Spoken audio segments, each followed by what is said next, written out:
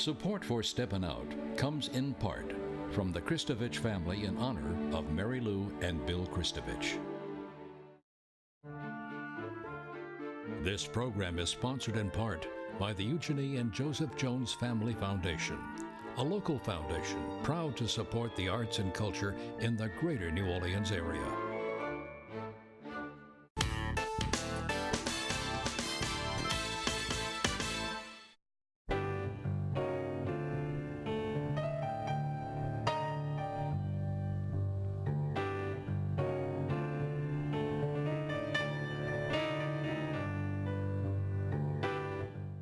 Good evening. I'm Peggy Scott Laborde, and welcome to Steppin Out, spotlighting the New Orleans area's arts and entertainment scene.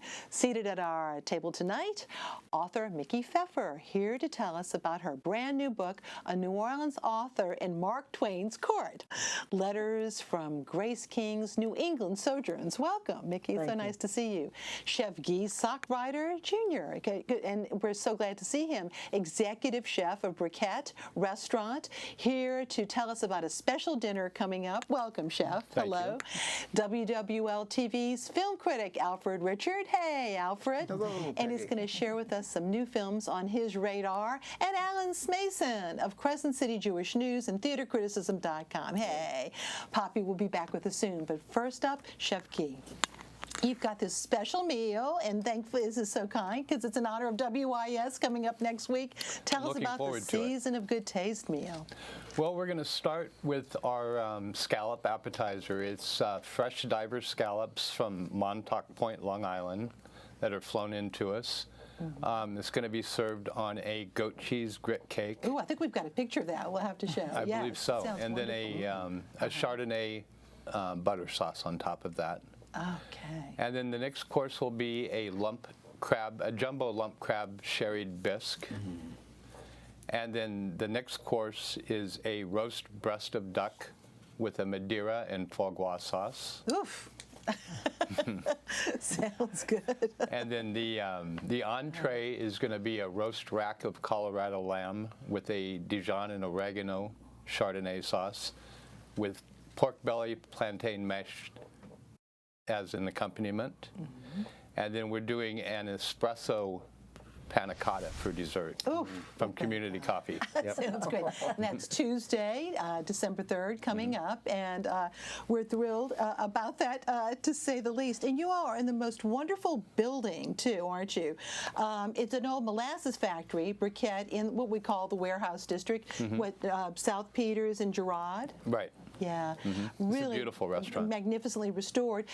Overall, just if somebody hasn't had a chance yet to visit Briquette, what would you determine the style? What are you trying to achieve there? Well, we call it coastal seafood. We bring in a lot of fish from the Gulf and we roast them whole and serve them whole, head to tail.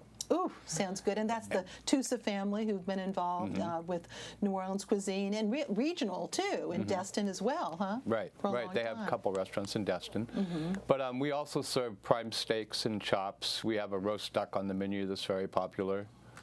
We cover all spectrums of, it's not just seafood, but we primarily sell a lot of seafood. And lunch and dinner. So that's lunch good. and dinner. Lunch and yeah. dinner. What are some of your favorite other dishes? I know that the menu's pretty big. Do you have some favorites? It is. Well, we do a prime ribeye that's fantastic. We sell a lot of them. It's a 14-ounce ribeye, and we crust it with rosemary and black peppercorns, and we grill it over briquettes. And briquettes, hence the name, right? I bring in fresh seafood from all over the world. I get turbot from the North Sea 3 times a week, bronzino from Greece, local red snapper. I work with 4 or 5 different fresh fishermen that bring me their catch every day. And we do quite well with that. When Alaskan halibut's in season, we have Alaskan halibut. When it's not, I get it from Norway. Our salmon comes from Belgium. Wow. It's because I don't want to serve farm-raised salmon. I want wild salmon. It's a much better flavor.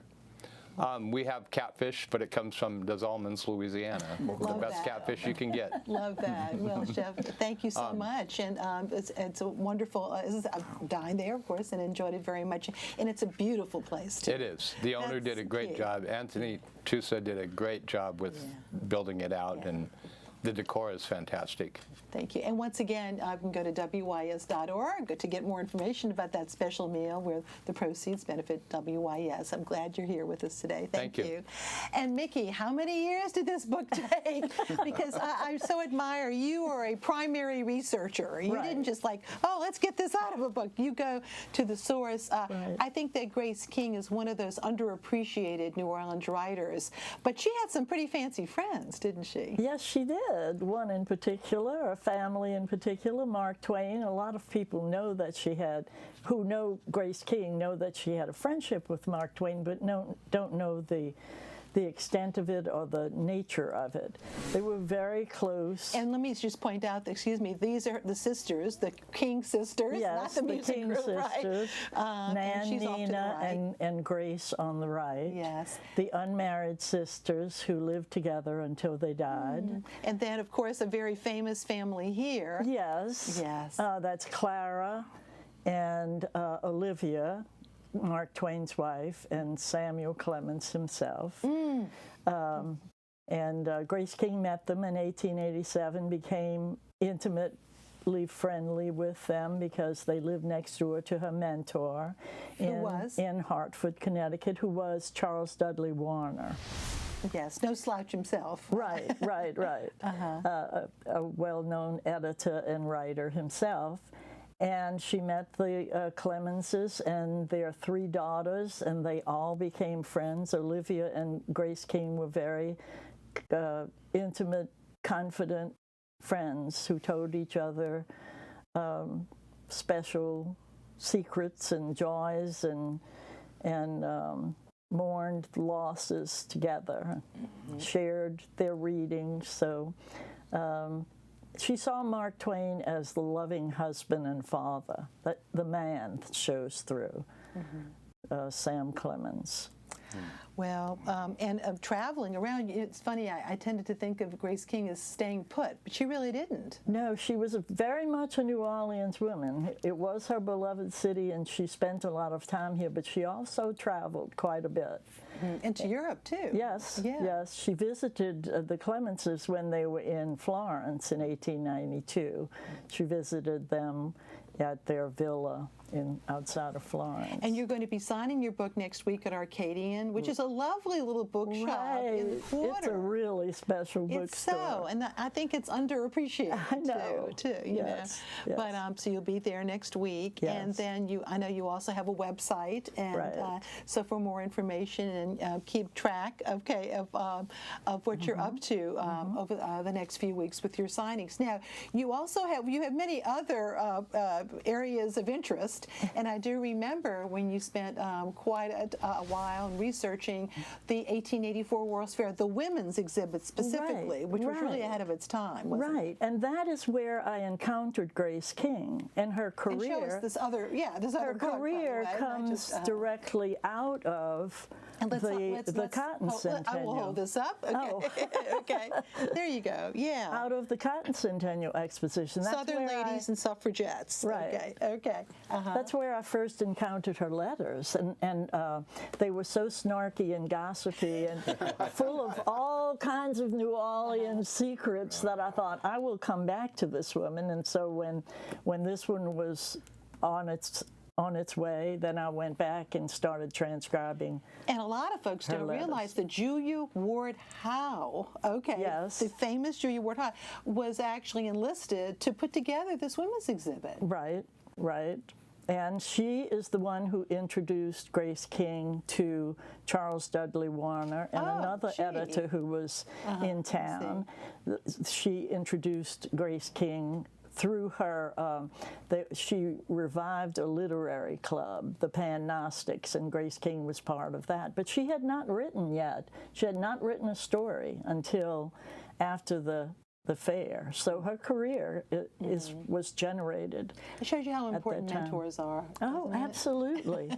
And one of the things Grace King said was it wasn't the exhibits that were important, it was the people who came.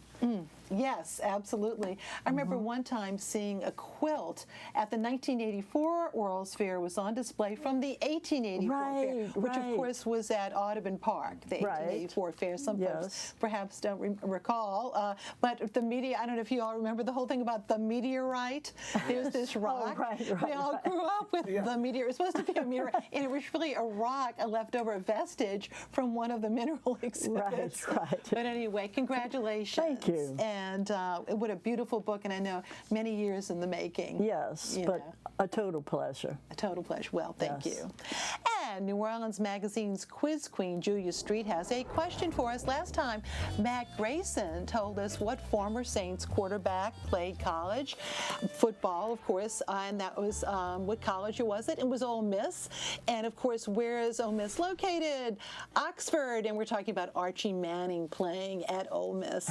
And beautiful Oxford, Mississippi. Now, tonight's question. The football teams of these two universities play each other every year on Thanksgiving weekend. Who are they, and what towns are they located? Email your answers to steppinout@wys.org. Our prizes: a year subscription to Louisiana Life magazine, a pair of free admission passes to either the Audubon Zoo, Aquarium of the Americas, or the Butterfly Garden and Insectarium. By the way, a new colony of honeypot ants are now featured at the Audubon Butterfly Garden. Who knew, right? In Insectarium, they are on display, in the main hall, and that's in the Customs House, of course, on Canal Street, across from the Leaf Cutter Ant Exhibit. We also have a pair of complimentary French Quarter walking tour tickets, courtesy of the Friends of the Cabildo. Tours run daily and begin at the 1850 House Museum store. That's right there at 523 St. Anne, right by the cathedral. Go to friendsofthecabildo.org for more information. And you can go to wys.org/steppinout for our online calendar, including the Jingle Bells and Beer event at the New Orleans City Park, taking place tomorrow, and that's from 7 p.m. to 10 p.m. Of course, Celebration of the Oaks is opening soon, and the event features live music, amusements, park rides, an ugly holiday sweater contest, food and crafts, and domestic beers. Tickets start at just $35 and are still available. Go to neworleancitypark.com/calendar for details. You can also link to our WYS YouTube channel to see our program. Now, Alfred. All right. So tell us about what you're wearing. Your little my little lapel here. on your lapel. Oh, the first one, of course, the top one is being a member of those ordinary men with extraordinary moves, the 6'10" Stompers, and we are going to be preparing for a little trek in a few days. That's going to be my pick for the week. And the other one is a little picture of Peter Mayhew's character Chewbacca. And I was a very good family friend of Peter Mayhew. He passed. Star Wars, of course. He passed a few months ago, and so I decided to wear this in honor of the Wookiee. And the tie too, no doubt. And of course the tie, the Millennium Falcon. If the tie gets in the hands of the Empire, all may be lost. Right. But we Some have movies. We have some movies that have, in a weird way, New Orleans connections and others. Follow me along on this one here first. The first film is one that was shown at the New Orleans Film Festival. Here's my ticket to prove I was there for it. It was one of the spotlight films for the festival. This is a big one, Ford versus Ferrari. And this is the battle between the Ford Motor Company and Enzo Ferrari. And this is set in the 1960s when Ferrari was running roughshod over Le Mans, and Henry Ford II said he wanted to win in Le Mans. So he goes to Carroll Shelby, played by Matt Damon, as the man who can help create the car that can win at Le Mans. And it is Christian Bale, who is the driver. He is a very, shall we say, high-strung individual who is the driver of the car, who helps design and create the car. The chemistry between the two is amazing, and it reminded me so much of classic films such as Le Mans with Steve McQueen, Grand Prix, which came out in the 60s as well. It is excellent. Matt Damon, Christian Bale together. I have a feeling this one's going to be an Oscar contender, and it's doing extraordinarily well there. But again, it was a spotlight at the New Orleans Film Festival. Now, the next film, in a way, is the gang getting back together. And how this ties in New Orleans, our good friend Danny O'Flaherty is coming back to perform on December 1st at Esplanade Studios for his holiday concert. But we have a Christmas present from Martin Scorsese. It's called The Irishman, and this is, I would say, one of his best films. He's had a number of great films over the years, but this one puts all of his actors together. You have Robert De Niro, who plays Frank Sheeran. Al Pacino plays... Is that Al Pacino in the center there? Al Pacino in the center. He plays Jimmy Hoffa. Wow. They use a special technique to sort of age down the actors to make them a little younger, but you still have all of the great work. And back from retirement, Joe Pesci. Joe Pesci back in there as well. You also have Bobby Carnival, Anna Paquin. If you remember, she's all grown up now. Ray Romano.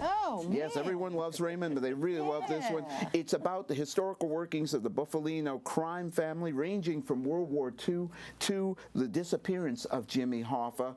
But again, it is all those great traits from Martin Scorsese. But I will say this, it is a long one. It is a 209-minute film. So it's well over almost 3.5 hours. I say go see it, but pack a lunch, or possibly go over to Briquette, get something to eat first, and then go see that movie. See how we tie that in there. And the next try is one we talk about public TV, WYS as well. Everyone remembers Mr. Rogers' Neighborhood. Well, when this one was being prepared, I knew this was going to be a good one. And Tom Hanks takes on the role of Fred Rogers as Mr. Rogers in A Beautiful Day in the Neighborhood. Look at that. I mean, you look at that picture and you think, amazing. It's amazing how much he looks like the late Fred Rogers. It is how Rogers, his character, and how he influences so many other people there. And he was always a wonderful individual. And this film shows that Tom Hanks will probably get strong consideration for... This is going to be a really tough year to pick Oscar nominees for Best Actor, because I mentioned you could have Matt Damon, you could have Robert De Niro, or Al Pacino. You could have Tom Hanks. This is going to be a really tough year, but this is an excellent film for those who remember what it was like to watch Mr. Rogers, especially in WYS. Thank you. Very good the way you tie that up. So all tied in there. Yes, the symmetry works. And now it's time for our Artist Spotlight. Tonight we are featuring the work of Mr. Bates. And look at that, David Bates, Ice, Bait, and Beer. And where he's over at, look at Mending Nets #1 by David Bates. And of course, this is all at Arthur Roger Gallery. I love that. What a real focus on our fishing industry there. We have St. Anne Church in the fall. And his exhibit, The Coast, will be on view at Arthur Roger Gallery through December the 21st. For more info, you can go to arthurrogergallery.com. Now, Alan. Well, you know, last week I opened the show with a recommendation that everyone should go see Dark Nights the Musical. This is by Yotam Baum, who's an Israeli but also a Canadian, and El Kalo Gal. Yes, this is the first musical that UNO has done in 20 years, and they're really doing so with the help of their music department. But no, this is not about Batman, Alfred. This night is spelled without a K. To ask you. This is an entire student production, and it's better than just standard student fare. The reason is that the composer and the librettist actually worked together 5 years ago when they were both on the faculty at Champlain College in Quebec. The music and the lyrics remind me very much evocative of Spring Awakening, with a touch of Rent thrown in for good measure. As a matter of fact, I talked to Yotam. He said he was really inspired to write this after he had experienced Hair. So all of that. Dark Nights the Musical. The cast is led by the amazing Rachel Morris as Alyssa. She's an older teen who's attempting to care for her 14-year-old sister following the death of their mother. Rachel really carries much of the weight of the musical, and it follows that she touches on so many different things, including acceptance. There's, of course, instances of drug use, peer pressure, and first love. And, of course, the story, of course, deals with loyalty and disloyalty. Reagan Rosas plays the younger sister, Nicole, and the cast is really directed by Kalo Gao to really be at all different areas of the NIMS theater. The blocking was amazing, but also the choreography by Emily Bagwell was also outstanding. This is the first time she's actually done choreography, and it's outstanding again. Actress too. Now, this show can stand up to many of the offerings that are right now currently on off-Broadway. It's well executed. The music is a live 5-piece band from the UNO music department, and the really talented voices of the ensemble really carry it off. Dark Night deals with the consequences of really trying to be an adult when one is really just still a kid, and the poor choices that can be made during those years. The show has tremendous legs. This is the world premiere. I predict it will be more than just seen here on the stages of UNO, but for some time to come, I think we're going to see this. Go see the final show tomorrow. Unfortunately, it is the final show. But again, Dark Nights the Musical, hats off to UNO, hats off to Kalo Gao, and of course, Yotam Baum, and all the kids who are doing such a tremendous job. Meanwhile, last year on stage at Le Petit, we saw Bob Eads Jr. lead a cast directed by Maxwell Williams of the Christmas Carol. You know, that's the basic carol, of course, being, you know, the wonderful Christmas story that Dickens had first started. But this is a really tremendous production. The entire cast of performers includes the entire family of Sean Patterson, Cammie West, and Finnan Patterson, as well as Zeb Collins, Kate Kuhn, John Neisler, Curtis Billings, Julia Delois, and Mary Pauley, just to name some of the many people who are so talented. Also, members of the Youth Conservatory will be on hand. It's a very often told holiday tale, but this one is one that's very special. The lighting, the sound are all really wonderfully done, and I have to tell you, this show is not really for young kids. Now, I wouldn't bring the ones that are 3 or 4, but I definitely would say the ones that are 7 and 8 and above will really enjoy this. It is scary, as a good Christmas Carol should be. Again, that's from December the 6th to the 23rd. That's coming up. And for those of you planning on attending the December 14th show, perhaps you might consider buying a ticket for their Fête de Fezziwig. That's, of course, named after the Fezziwig family from Christmas Carol. And the tickets are $175, but it goes to benefit the theater there. Plus, you also get a ticket to that 2 o'clock performance on December the 14th. So keep that in mind, too. Also, you know, we've got a number of things that are going on. I wanted to, you know, just mention beyond that, we've got a thing going on with Tommy Myrick, Tommy Myrick, I should say. She's putting on her first Transcripts. This is a show that really started its run at the Always Theater on St. Claude. Transcripts are not unlike Native Tongues. If you remember Native Tongues, yes, they were culled from interviews that were done with real people. Well, this is the same thing. These are transgender women who document their journey and their stories of their lives. It's based on real people who have transitioned and are being performed on stage by other transgender actors. The controversial nature of this production cannot be understated, but it is a topic that is being discussed across the nation and debated. Of course, this show has only a few performances left, and while I haven't seen it yet, I believe it will be a very interesting show and very compelling. And by the way, this is part 1. Next year, we will see part 2, the men. This is the women this time. Okay. And again, that's Transcripts over at the Always. And I know you definitely wanted to do a quick mention of the Merry Canteen Christmas. Yeah, huh? That, you know, unfortunately, I was looking for that when I went to go for it. The Stage Door Canteen at BB Stage Door Canteen, they're having their Christmas show, as they always do every year. This time it's a Merry Canteen Christmas, and the show is so big, they actually have 2 casts this year. This was taken from last year's show, which had Christian Tarzetti in the center there, but a number of people will be back, and again, they have a red cast and a green cast.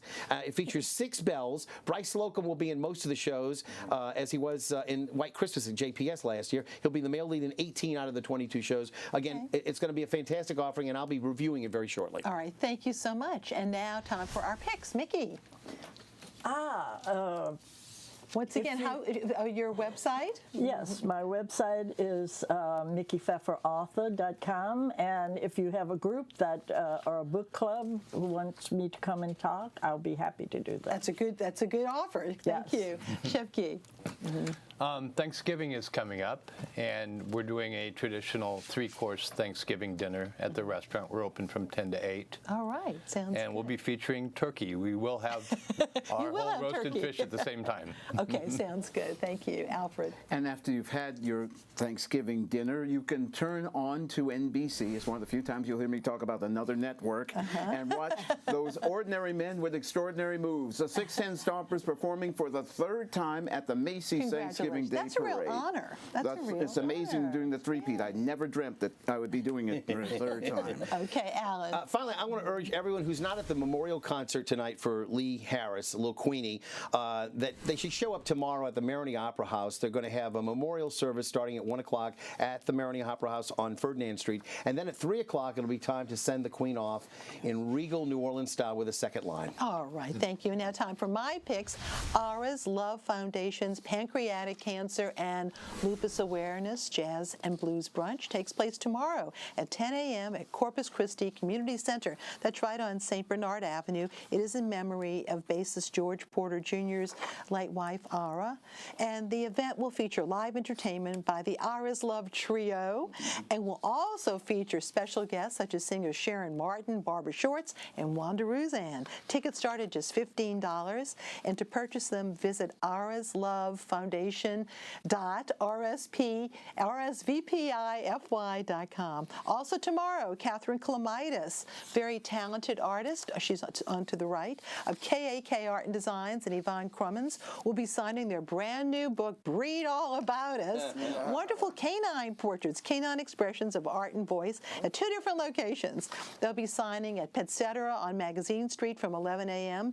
to 1 p.m. and then later at NOLA Bark Market from 2 to 4 p.m. on North Rampart Street. To see more of Catherine's art and jewelry, visit kakartnola.com. Great jewelry. I'm a real fan of her jewelry and her art. The 10th anniversary of the St. Catherine's Day, by the way, that's St. Catherine of Alexandria as opposed to Siena. Okay. The Hat Parade takes place this Sunday at 10:30 a.m. This year's theme is Hat on a Hot Tin Roof, Alan. Okay. Stroll the short uptown sidewalk route by meeting at the corner of St. Charles Avenue and Pleasant Street around 10:15 a.m. Wear a hat that you've decorated, made, or bought. And for more info or to donate to help keep participation free, visit hatnola.com.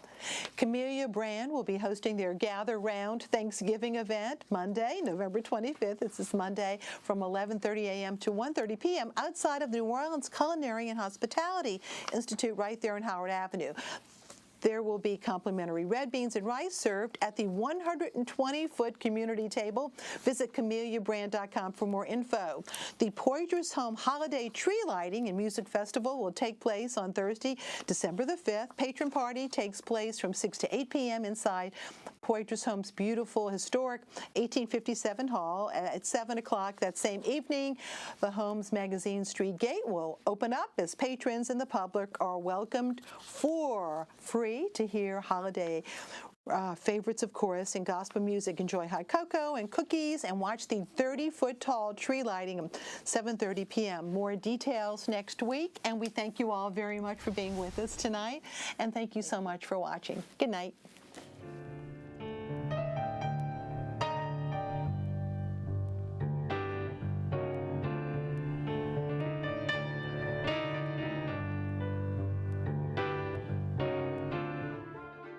This program is sponsored in part by the Eugenie and Joseph Jones Family Foundation, a local foundation proud to support the arts and culture in the greater New Orleans area.